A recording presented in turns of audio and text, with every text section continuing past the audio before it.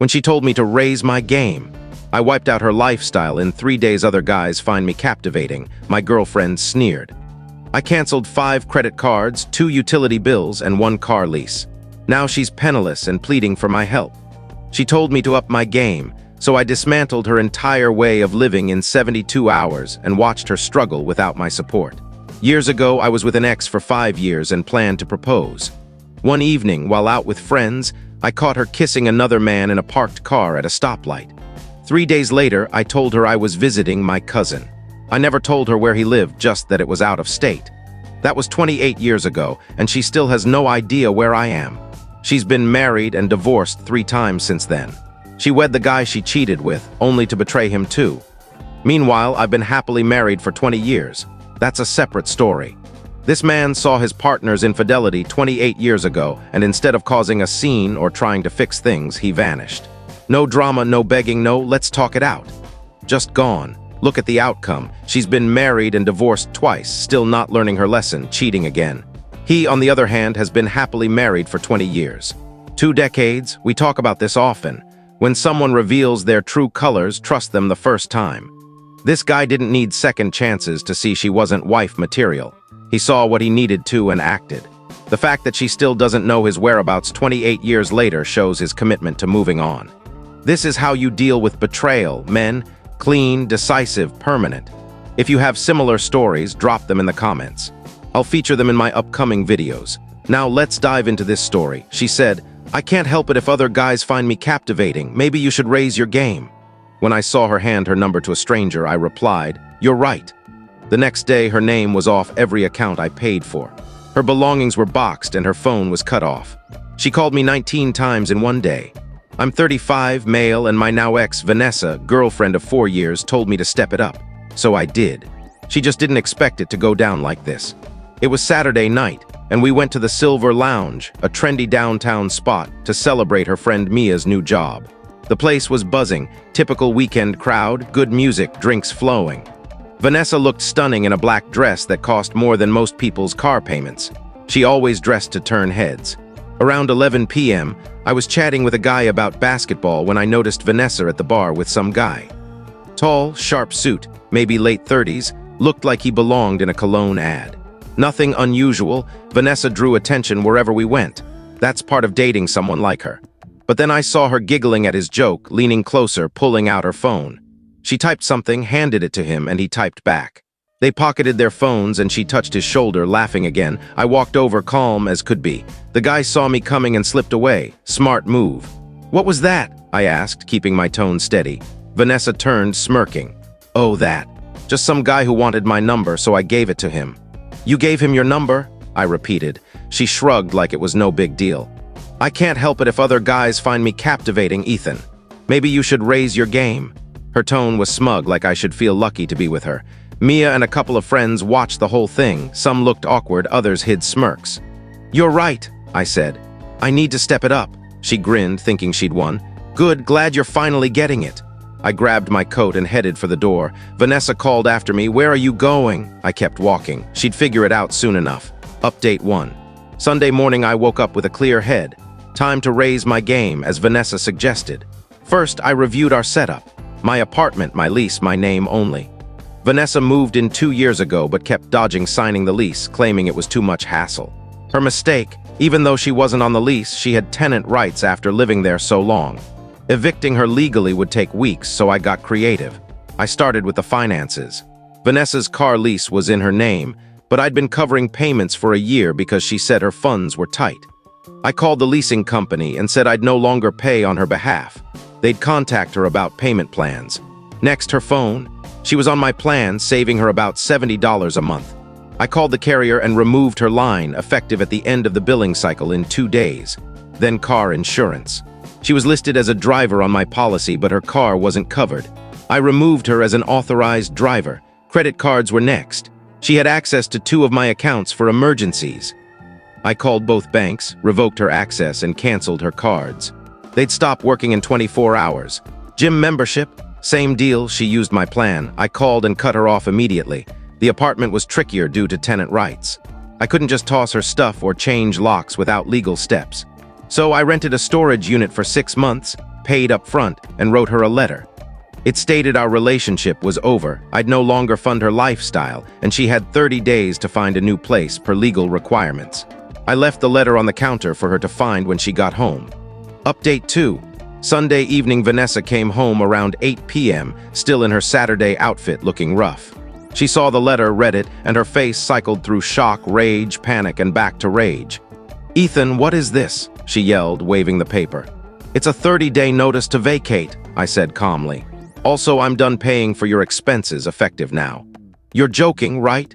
"Dead serious, Vanessa. You told me to raise my game, so I did. Turns out I was bankrolling someone who hands her number to strangers and says I'm not enough." "That's not what I meant, and you know it." "That's exactly what you meant. You made it clear other guys are more exciting, so go be captivating on someone else's budget." An hour later, she tried ordering food delivery. Card declined. Tried the second card, same. That's when the calls started. "Ethan, my cards aren't working," she said when I picked up. "That's right, Vanessa, you're not on my accounts anymore." "How am I supposed to live?" "Like an adult, Vanessa. Use your own money, your own cards." She hung up and called back. I sent it to voicemail. Update 3. 2 days later, Monday morning, reality hit. The leasing company called Vanessa about her car payment due that day. She came to me frantic. "Ethan, they're saying they'll repossess my car if I don't pay by tomorrow." "Then pay it, Vanessa."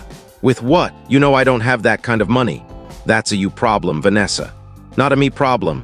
You've been paying it for a year, you can't just stop. Watch me." She spent Monday calling friends, trying to borrow cash. Mia gave her enough for one payment but said it was a one-time deal. Tuesday, her phone was cut off. She called me from Mia's phone. "Ethan, my phone's dead. You're off my plan, Vanessa, get your own." "How, without money?" "Figure it out. Maybe one of your admirers can help." Wednesday, she showed up at my office during lunch. Security called, saying a woman was in the lobby. I went down and saw Vanessa looking desperate. "Ethan, please," she begged. "I can't afford all this on my own." "Then you shouldn't have told me to raise my game, Vanessa. This is me stepping up." "I was drunk, it was stupid." "You were honest for once, telling me what you really think." Mission accomplished. I walked back to my office, leaving her in the lobby. Update 4. 1 week later, by the end of the week, Vanessa was crashing at Mia's, burning through her savings to keep up her lifestyle. Losing her gym membership hit hard. She went daily to show off. Mia called me Thursday, annoyed. "Ethan, this is absurd. Vanessa's driving me nuts, refusing to find her own place, just talking about fixing things with you." "Nothing to fix, Mia. She told me what she thinks of me Saturday night. It was one dumb comment. I'm not destroying her life, Mia. I'm just not funding it anymore. Big difference. You're being spiteful. I'm being rational.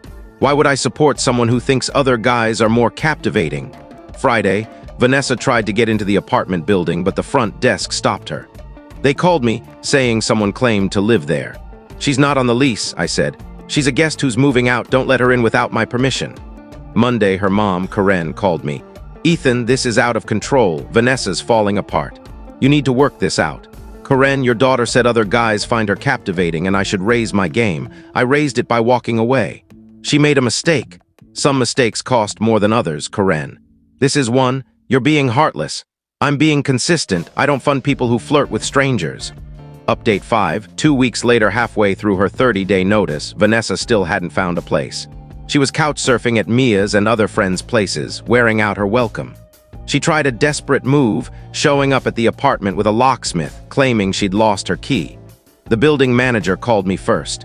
"Sir, a woman's here with a locksmith asking to get into your unit." "Don't let them in. She's not a resident and I didn't authorize this." The locksmith left after confirming he needed my permission. Vanessa called, furious. "Ethan, my stuff's in there. I have a right to it." "You have a right to pick up your things with notice, Vanessa, not to bring locksmiths to my place." "I need my stuff now. Text me a time that works. I'll be there while you pack and you can move on with your captivating life." She texted an hour later asking for Wednesday evening. I agreed. Wednesday, she showed up with Mia in a small moving van. It took 3 hours to pack her stuff. I watched to ensure nothing of mine was taken but stayed out of their way. Vanessa stood in the empty bedroom, stunned. "Ethan," she said softly, "this doesn't have to end. We can fix this." "You told me to raise my game, Vanessa. This is what that looks like. Find someone who thinks you're worth fighting for." Mia drove off with Vanessa and her stuff. I changed the locks that night just in case. Final update. 1 month later, it's been a month since I raised my game, and the results are incredible.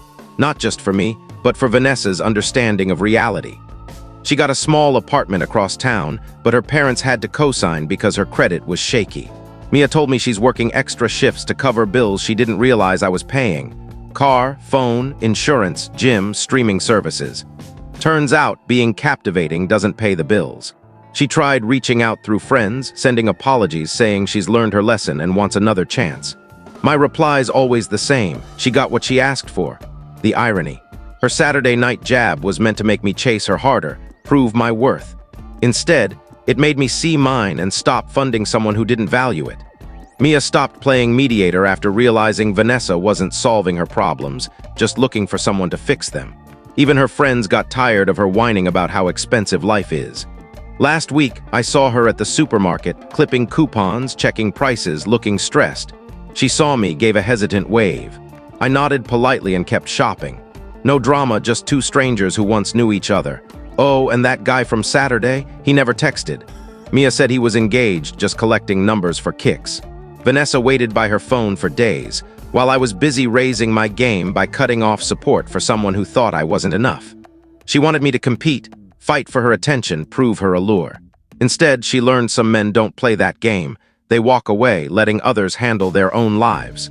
The takeaway: when someone tells you to raise your game, take it seriously. It might mean walking away from those who don't value what you bring. Vanessa's learning to be captivating on her own dime. I'm raising my game by refusing to bankroll someone who thinks other guys are more interesting. Sometimes the best response is to stop giving what you offered out of kindness and let others face their own responsibilities. Please like, share, and subscribe for more real-life stories.